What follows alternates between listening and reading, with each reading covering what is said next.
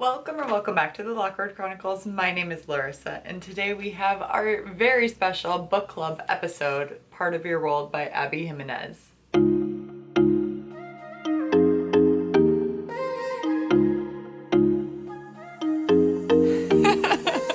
Is it Jimenez? Jimenez?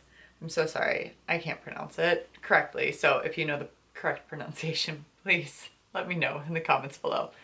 Regardless, this is a fantastic book. Absolutely loved reading this. I wish I would have been able to read it faster because I was so captured by the story, but I was just really busy the week that I was reading it and couldn't devour it as quickly as I wanted to. Heartwarming, it was fun. It dealt with really heavy topics and societal pressures as well as familial pressures. Just the relationship between our two main characters, just amazing. Alexis, I pictured Alexis from Schitt's Creek, and even though that's not at all what she was described to look at, like, this Alexis has red hair, but that's all I could think of because that's also small town. This is the book club episode. There are going to be spoilers upon spoilers, so if you do not want to be spoiled in this book or know anything about it going into it, please click out right now. Go check out the spoiler-free reading blog so you can just hang out with me there while you read it and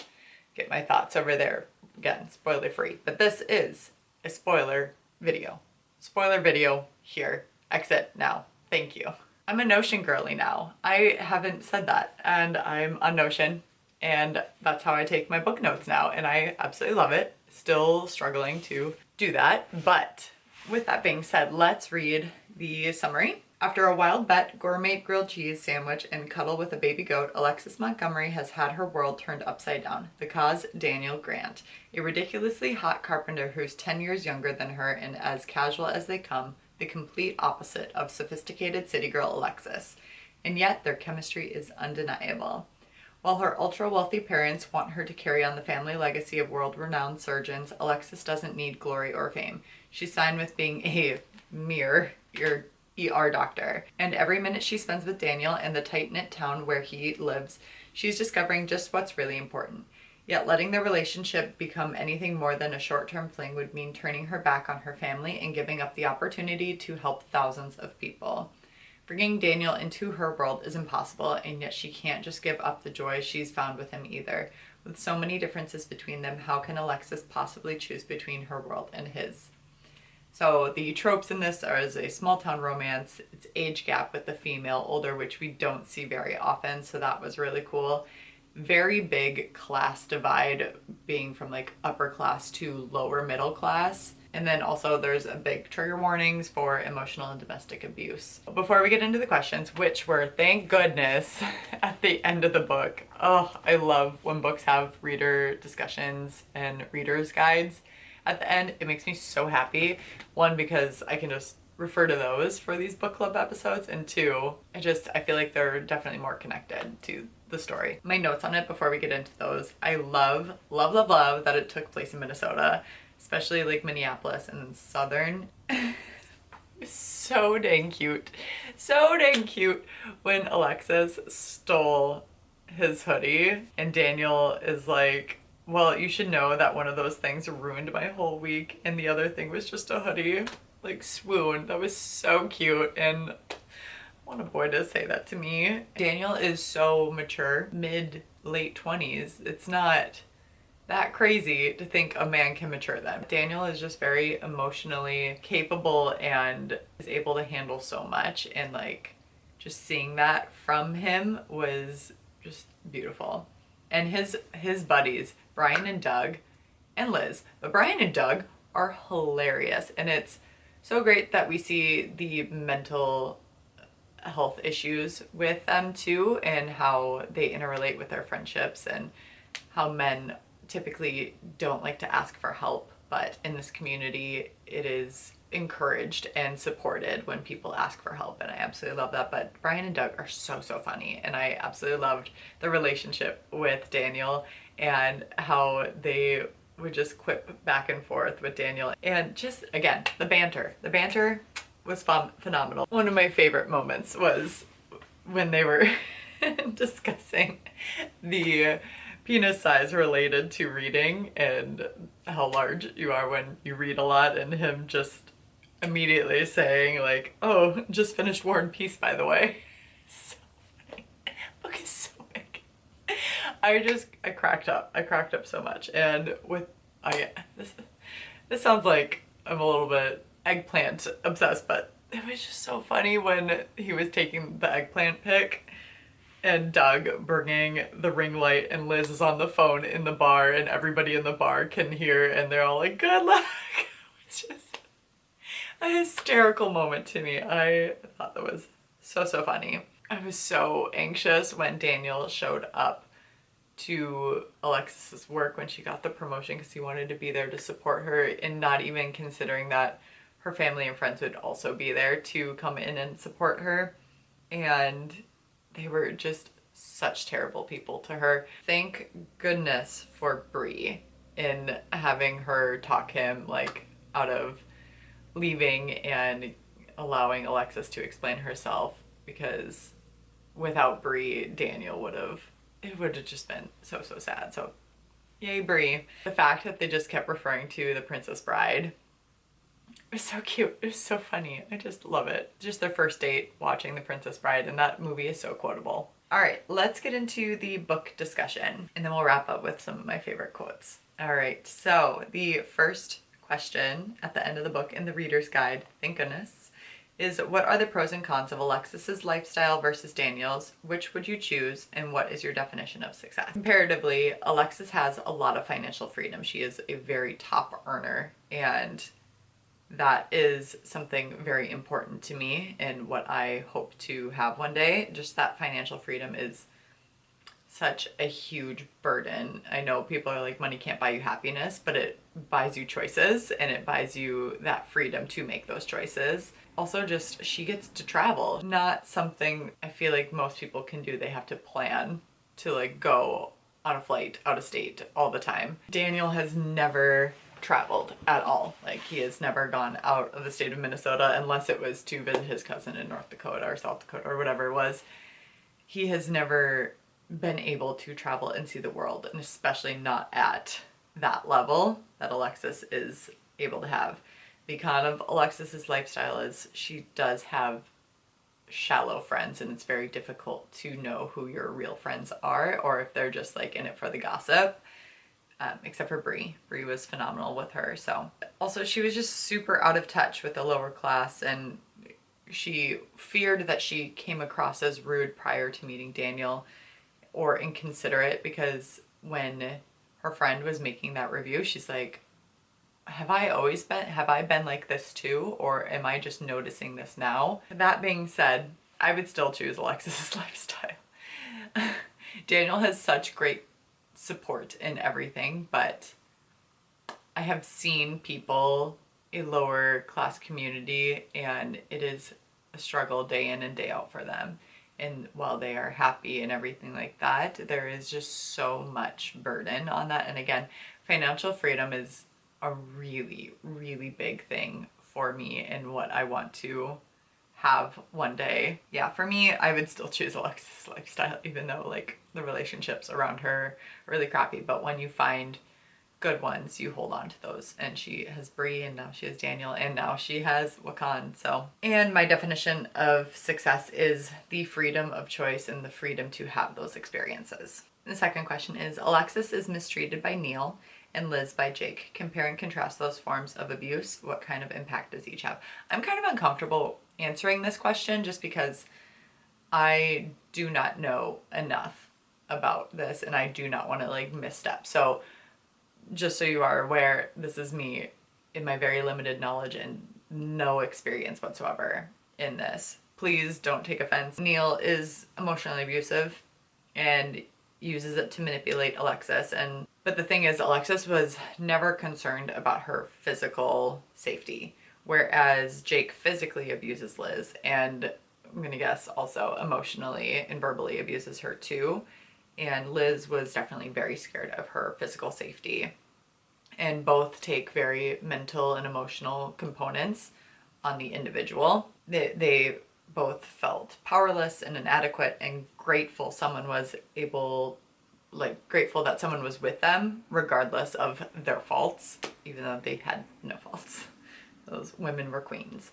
Both require, depending upon if they get out of that situation, which they both did, it requires a lot of self-work and healing and therapy. And if they didn't, it's so easy to go back into that cycle of abuse. And we saw that with It Ends With Us in Colleen Hoover, trying not to loop back into it and stopping the cycle. Question 3. Alexis has a lot of expectations put on her by her family. Did you feel that was fair? Do you agree with how she handled the situation?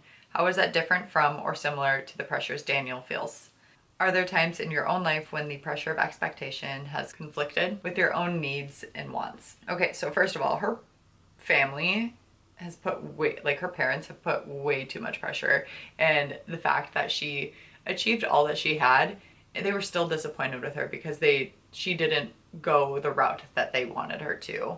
They never really encouraged her. They gaslit her a lot, never made her feel like she was good enough by making her own choices. When she would stand up for herself and make her own choice, they would constantly just dig in at her every single time.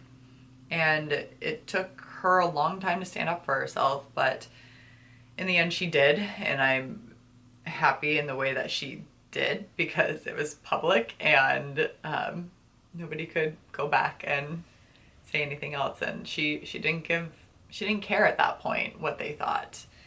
They could be in or out of her life. It was their choice, and she needed to be okay with that. For Daniel, his was opposite in the sense that like he has the support from his whole town, from Wakan, and they are there to genuinely help out and do anything that they can to help each other succeed. He was never really taken for granted there.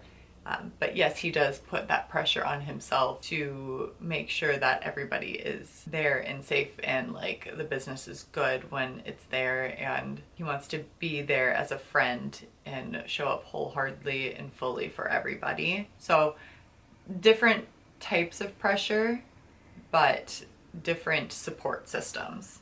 Yes, I absolutely have had a lot of pressures put on me, and mainly myself. At the end of the day, I have to continually remind myself that this is my life. For big decisions, I really, really have to sit down and think of myself and think of different scenarios on how those will play out. And my parents will give me their advice, and I love them for it. And sometimes they are very, very right, and sometimes they are very wrong in what I need at that time. So in some ways, Wakan feels like a place out of time, its own separate world. Do you think that's part of its protection? Do you believe that a place can have a spirit, the way Pops explained?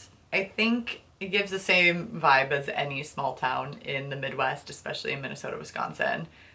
A lot of tourist attractions, and it's a lot of lake life. Bring in like a magical element to the town where it's thriving and doing great. But when it's out of season, it's kind of drab and sad. Small towns generally have that charm, but the spirit of Wakan is what makes it unique. And I do think towns can have that effect, and I think it's more towards somebody needing to be in that place at a certain time. When I went to Salt Lake City the first time, and it was exactly where I needed to be at that time. It felt magical. I felt home. However, it didn't work out there because the Midwest pulled me back, and it felt like home here too.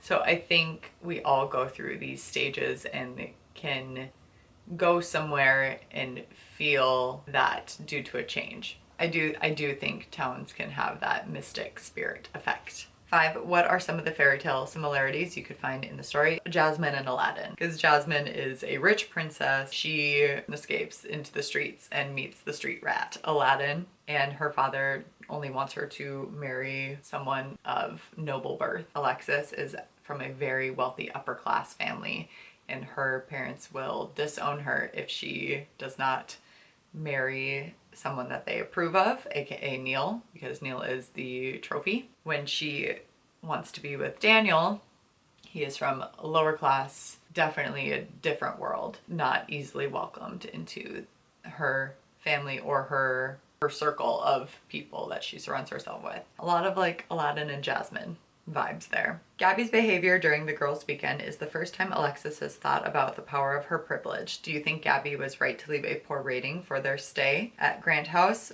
What would you have done in the same situation, or at the restaurant, or for an Etsy shop? I didn't think their stay was that bad. There was some hiccups and they were easily rectified, as well as the customer service Daniel provided was exceptional.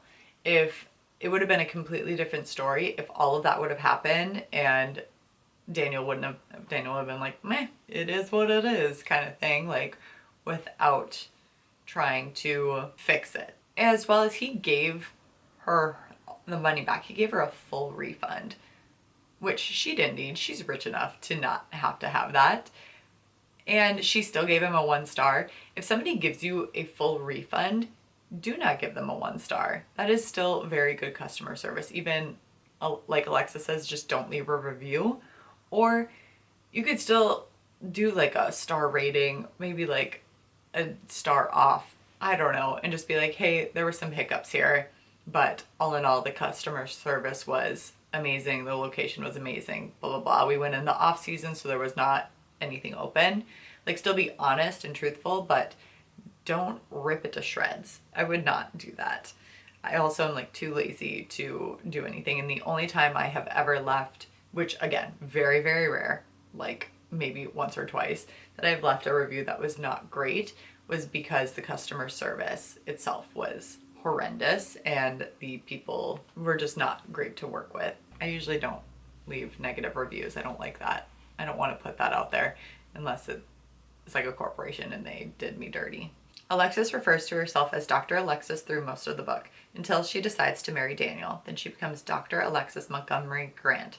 How do you think that reflects the way she felt about her identity and family legacy? I think she finally accepted herself and realized her power, and she also is so, like they had said, she felt more like a Grant than a Montgomery, just with their values and the way they thought. Towards the end, she finally felt like she accepted her Montgomery status, but with the added bonus of the Grant. Last question is, who would be on your zombie apocalypse team? One of my hunting friends, for sure.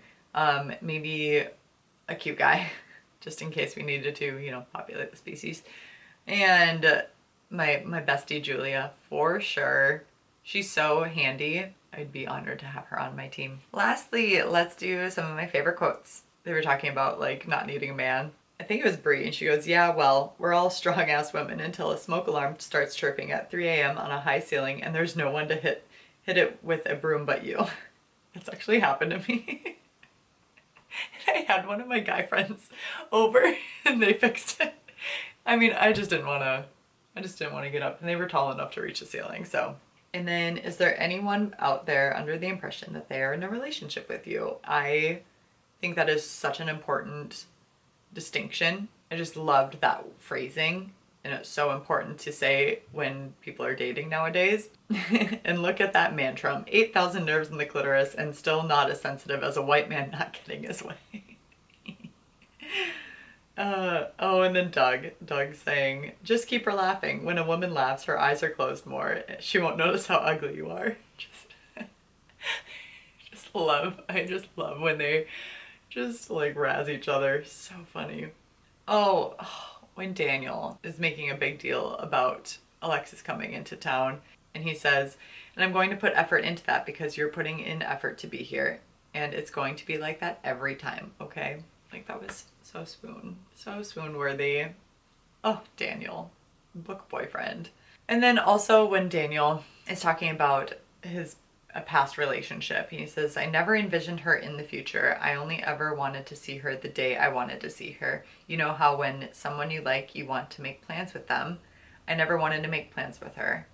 And that cuts a little too deep. That's a little too close to the heart. Oh, and then when they're talking about penguins, the penguin's not picking her mate because he's the one who has the best rock. It might look that way, but she's not. She's taking the rock because the male she wants the most is offering it. And when he made her the heart rock, or found the heart rock, oh my gosh. If somebody gave me a heart rock just out of the blue, I would just immediately be like, we're getting married, right? When Alexis is delivering the baby, she goes, I know it hurts, but just think, now you'll know what it feels like for a man with a cold. The little one-liners in here are just so, so funny. I had so many like cricket feet moments, that like the happy cricket feet. What were your favorite parts of the book? What were your favorite quotes? What were your thoughts and discussions on the questions? I will leave the questions in the description box below so you can go through and answer all of them or some of them. Yeah, and what was your overall opinion of the book? I would love to hear it. Thank you so much for participating in the Part of Your World book club on the Lawkward Chronicles book club. We love it so much. I love book club episodes because I love reading and I love discussing the spoilers with you, because when I can't discuss spoilers, it makes me really sad. So thank you for being here. I really appreciate you being a part of this. And if you like any of the book club episodes, please give this a thumbs up, or any other bookish related content that I put out on here. I'd really appreciate it. It lets me know that you guys are enjoying this stuff, as well as subscribe to my channel so you don't miss any book related content or book club episodes in the future. And with that, respect others, respect yourself, and do something amazing with your day. Thanks, bye.